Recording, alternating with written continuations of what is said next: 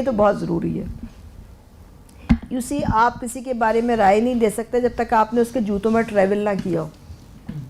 اب اس وقت تو ایسے عجیب طرح کے حالات ہیں کہ اب تو آج کل کے زمانے میں آپ کسی سے یہ نہ سمجھے کہ یہ نکما ہے یا اس کو کام چور ہے.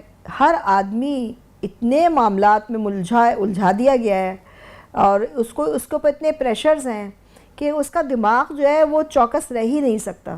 تو لہٰذا یہ کہ آپ کو لوگوں کے ساتھ آپ کو ہمدردی کرنی چاہیے کہ آپ جیسے پہلے ہوتا تھا میرے بچپن میں کہ ہم نے کبھی کبھار لوگوں کو دیکھا کہ بھئی وہ ذرا کام چور ہے یا کام چھوڑ کے چلے گئے یا پورا کام نہیں کیا. لیکن اب تو ان کے سر پہ اتنے مسئلے مسائل ہوتے ہیں کہ آپ ان کا کام کی ان کو بتاتے رہیں کہ جی آپ نے کام ایسے کرنا ہے, اس کے اوپر یہ کاغذ نہیں چھوڑنا ہے, یا آپ اس کو انڈیکس بنا کے دیں کہ جی دیکھیں یہ آپ کے ٹک مارک آپ کو کرنے تاکہ ہر دفعہ مجھے آپ کو نہ بتانا پڑے. ٹھیک ہے, جو جس طرح کا کام آپ کو پسند ہے آپ اس کو ایس او پیز اس کو بنا کے دے دیں. ایس او پی کو آپ جو ہے وہ آبزرویشن میں رکھیں, لیکن اس کی ذات پہ تنقید مت کریں. ٹھیک ہے, کیونکہ آپ کو نہیں پتا کہ اس کی ذات کے اندر کیا مسائل اور کیا جو ہے زلزلے آئے ہوئے ہیں.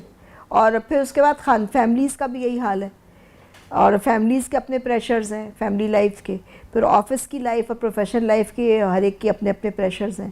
تو امپیتھی جو ہوتی ہے نا وہ آپ کی ایک ایموشنل انٹیلیجنس کے لیے بڑی امپورٹنٹ ہوتی ہے. کیونکہ جب آپ کے پاس, ٹھیک ہے آپ کسی ٹیم کے لیڈر ہیں اور آپ کی جو ہے وہ زیادہ سے ہے کچھ معاملات میں, لیکن یو ہیو ٹو ریممبر کہ جو آپ سے چھوٹا آدمی بھی ہے اگر اس کی انپٹ آپ کے ساتھ پازیٹیو نہیں ہے تو آپ فیل ہو سکتے ہیں. تو جو چین کی جو طاقت ہوتی ہے وہ اس کی ویکسٹ لنک میں ہوتی ہے.